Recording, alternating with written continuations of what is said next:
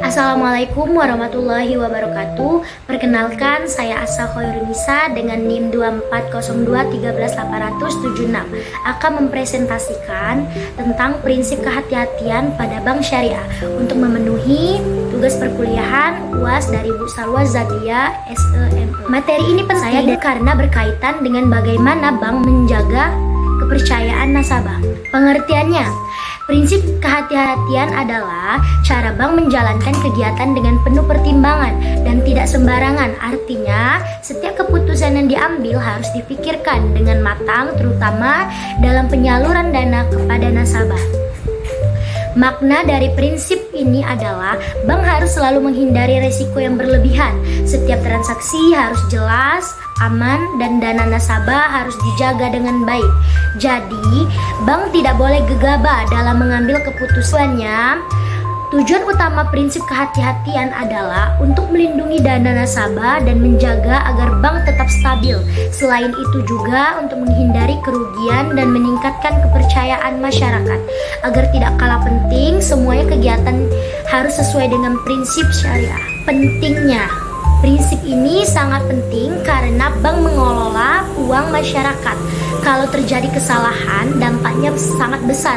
Selain itu, prinsip ini juga menjaga reputasi bank dan mencegah terjadinya krisis keuangan. Dasar hukum. Dasar hukumnya, prinsip kehati-hatian memiliki dasar hukum yang jelas seperti undang-undang, perbankan syariah, peraturan OJK, dan penentuan Bank Indonesia. Selain itu juga didasari pada prinsip-prinsip dalam Islam. Dalam Islam, kehati-hatian berkaitan dengan sikap amanah atau dapat dipercaya. Kita juga harus selalu jujur, transparan, dan menghindari hal-hal yang dilarang seperti riba, goror, dan maisir. Bisa disebut juga dengan maghrib. Jadi, semua transaksi harus jelas dan adil. Penerapannya, dalam praktiknya, bank syariah menerapkan prinsip ini melalui beberapa cara, seperti melakukan analisis sebelum pembiayaan, pengawasan operasional, pengendalian resiko, dan memastikan kepatuhan kepada syariah. Analisis pembiayaan. Sebelum memberikan pembiayaan, bank akan menilai apakah nasabah layak atau tidak. Dilihat dari kemampuan membayar dan prospek usahanya. Tujuannya agar pembiayaan tidak bermasalah di kemudian hari. Prinsip 5C. Bank menggunakan metode 5C yaitu karakter, capacity, capital, collateral, dan condition. Dengan metode ini, bank bisa menilai nasabah secara lebih lengkap sehingga keputusan yang diambil juga lebih aman. Manajemen resiko.